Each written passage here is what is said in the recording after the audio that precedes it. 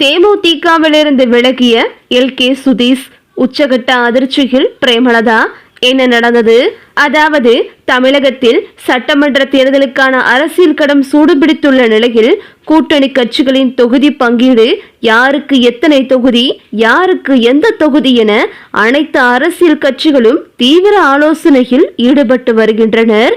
December மாதம் முதலே கூட்டணி கணக்குகளை தொடங்கிய தமிழக அரசியல் கட்சிகளில் தேமுதிக எந்த பக்கம் சாயும் என்று பலரும் எதிர்பார்த்து காத்து கொண்டிருந்தனர். தேமுதிகவும் டெல்லி வரை சென்று பாஜக மேலிடத்தில் தனக்கான செல்வாக்கை புதுப்பித்துக் கொள்ளும் முயற்சியில் ஈடுபட்டது. மேலும் கோவை ஈஷா மையத்தில் முன்னாள் அமைச்சர் வேலுமணி தேமுதிக தலைமை நடத்திய பேச்சுவார்த்தையை தொடர்ந்து தேமுதிக அதிமுக பக்கம் சாயும் என்று அனைவரும் எதிர்பார்த்திருந்த நிலையில் திடீரென தேமுதிக அறிவாலயத்தில் ஐக்கியமானது பலரையும் ஆச்சரியத்தில் ஆழ்த்தியது. ஏற்கனவே அதிமுக கூட்டணியில் சேர்வதற்கான பேச்சுவார்த்தைகளை தொடங்கி இருந்த நிலையில் தேமுதிகவிற்கு ராஜ்யசபா சீட் ஒதுக்காத அதிருப்தியால் தான் தேமுதிக திமுக கூட்டணியில் இணைந்துள்ளது. புலிவருது என்ற கதையாக தேமுதிக எந்த பக்கம் சாயும் என அனைவரும் ஆவலோடு காத்திருந்த நிலையில் ஒரு வழியாக தேமுதிக திமுக கூட்டணியில் ஐக்கியமாகிவிட்டது. கலைஞர் பானையில் சொல்ல போனால் பழம் நழுவி பாலில் விழுந்து விட்டது நிலையில் திமுக கூட்டணியில் ஐக்கியமான தேமுதிகவிற்கு திமுக தலைமை 7 இடங்களை ஒதுக்கலாம் என்று எதிர்பார்க்கப்படுகிறது. மேலும் ஒரு ராஜ்யசபா சீட் உறுதி செய்யப்பட்டுள்ளது. இந்த நிலையில் தேமுதிகவின் மாநில இளைஞரணி செயலாளரான விஜய பிரபாகரன் விருதுநகர் தொகுதியில் களமிறங்கலாம் என்ற தகவல் வெளியாகியுள்ளன. விருதுநகர் விஜய பிரபாகரனுக்கும் தேமுதிகவிற்கும் ஏற்கனவே நன்கு அறிமுகமான தொகுதி என்பதால் விஜய பிரபாகரனின் வெற்றி எளிதாகும் என்று தேமுதிக தலைமை கணக்கு போட்டிருக்கிறது. கடந்த நாடாளுமன்ற தேர்தலில் விஜய பிரபாகரன் விருதுநகர் நாடாளுமன்ற தொகுதியில் போட்டியிட்டார். அந்த தேர்தலில் காங்கிரஸ் கட்சியின் மாணிக்கம் தாகூர் வெற்றி பெற்றார். 2024 நாடாளுமன்ற தேர்தலில் மாணிக்கம் தாகூர் பெற்ற வாக்குகள் 3,80,286. அதே நேரம் புதுமுகமான விஜய பிரபாகரன் பெற்ற வாக்குகள் 3,80,877. அதாவது காங்கிரசின் மிக பழமையான விருதுநகர் தொகுதியில் நன்கறிந்த முகமான மாணிக்கம் தாகூரை விட சுமார் 5,000 வாக்குகள் மட்டுமே குறைவாக பெற்றிருந்தார் விஜய பிரபாகரன். நாடாளுமன்ற தேர்தலில் வாக்குகள் சிதறி இருந்தாலும் சட்டமன்ற தேர்தலில் இழந்த வாக்குகளை ஓரளவிற்கு ஒன்று சேர்க்க முடியும் என தேமுதிக நம்புகிறது. எனவே வரும் சட்டமன்ற தேர்தலில் விஜய பிரபாகரன் விருதுநகர் தொகுதியில் களம் கண்டால் எளிதில் வெற்றி பெறலாம் எனவும் தேமுதிக தலைமை கணக்கு போட்டிருக்கிறது. அதனால் விருதுநகர் தொகுதியை பெற்றுவிட வேண்டும் என்று தேமுதிக முனைப்பு காட்டி வருகிறது.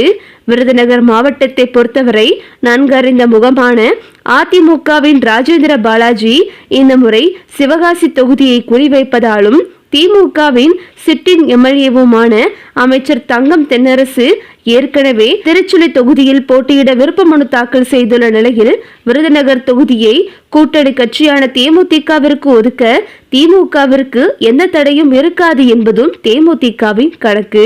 விஜயகாந்த் மகன் என்னும் அடையாளத்தோடு ஏற்கனவே 2024 நாடாளுமன்ற தொகுதி முழுவதும் நன்கறியப்பட்ட விஜய பிரபாகரனுக்கு விருதுநகர் தொகுதி கிடைத்தால் களம் எளிதாக இருக்கும் எனவும் தேமுதிக நம்புகிறது.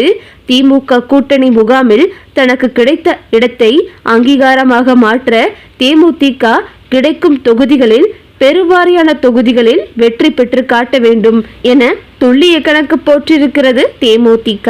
விஜய பிரபாகரன் தேமுதிகவின் அடுத்த அடையாளமாக இருப்பதால் அவரை வெற்றி பெற வைக்க வேண்டும் என்பதிலும் முனைப்பு காட்டி வருகிறது தேமுதிக. எனவே விருதுநகர் சட்டமன்ற தொகுதியில் விஜய பிரபாகரனுக்கு வாய்ப்பு கிடைத்தால் அங்கும் வெற்றி கனியை பறிப்பதற்கான ஆயத்தங்களோடு களம் காண காத்திருக்கிறது தேமுதிக. இந்த சந்தோஷத்தோடு இருந்தவரும் பிரேமலதாவிற்கு பெரும் அதிர்ச்சி ஒன்று காத்திருக்கிறது. அதாவது தேமுதிகவில் எல்.கே. சுதீஷுக்கு மக்களவை தேர்தலில் போட்டியிட வாய்ப்பு வழங்கப்பட்டது குறித்து பல்வேறு விவாதங்கள் எழுந்துள்ளன. முதலில் கட்சிக்காக நீண்ட காலம் உழைத்த ஒரு மூத்த நிர்வாகிக்கு இந்த சீட்டை கொடுக்க தேமுதிக தலைமை திட்டமிட்டதாக கூறப்படுகிறது. அதன் மூலம் கட்சி மீது பொதுமக்களுக்கு இருக்கும் நன்மதிப்பை உயர்த்தலாம் என அக்கட்சியின் பொதுச் செயலாளர் பிரேமலதா விஜயகாந்த் கணக்கு போட்டதாக தெரிகிறது. இருப்பினும் இந்த முடிவில் திடீர் மாற்றம் ஏற்பட்டதாக செய்திகள் வெளியாகியுள்ளன. கட்சிக்காக பல ஆண்டுகளாக தான் ஆற்றிய பணிகளை குறிப்பிட்டு தனக்கு எம்பி சீட் வழங்கப்படாவிட்டால் கட்சியிலிருந்து விலக நேரிடும் என சுதீஷ் வலியுறுத்தியதாக பேசப்படுகிறது.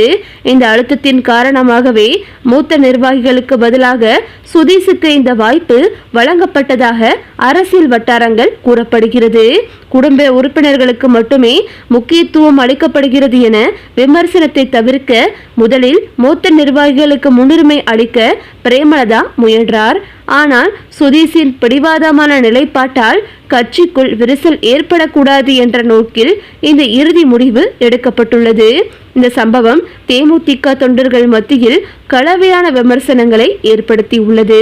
இந்த நிலையில் தற்போது விஜய பிரபாகரன் விருதுநகர் தொகுதியில் போட்டியிடுவதை அடுத்து விஜய பிரபாகரன் தன்னுடைய அம்மா கூறியது போல் நீங்கள் தன்னுடைய மாமாவிற்கு இந்த சீட்டை கொடுக்க கூடாது, நம்மளை நம்பி இருக்கும் மூத்த நிர்வாகிகளுக்கு தான் இந்த சீட்டை நாம் கொடுக்க வேண்டும், அப்படி இருந்தால்தான் நாம் அடுத்த விருதுநகர் தொகுதியில் வெற்றி பெற முடியும், நாம் குடும்ப உறுப்பினர்களுக்கே அடுத்தடுத்து கொடுத்து வந்தால் நமக்கு இருக்கும் கொஞ்ச நெஞ்ச மதிப்பும் கிடையாது, இப்பொழுதுதான் திமுகவை நம்பி வந்து நாம் திமுக கூட்டணியில் இணைந்து நமக்கான ஒரு இடத்தை பிடித்திருக்கிறோம், இதை தக்க வைத்துக் கொள்ள வேண்டும் என்றால் நம்மளும் சில முயற்சிகளை எடுக்க வேண்டும், இதனால் நாம் எம்பி சீட்டை தம்முடைய மூத்த நிர்வாகிகளுக்கு கொடுக்க வேண்டும் என்று ஒருபுறம் விஜய பிரபாகரன் பிரேமலதாவிடம் வலியுறுத்தியதாகவும் சொல்லப்படுகிறது.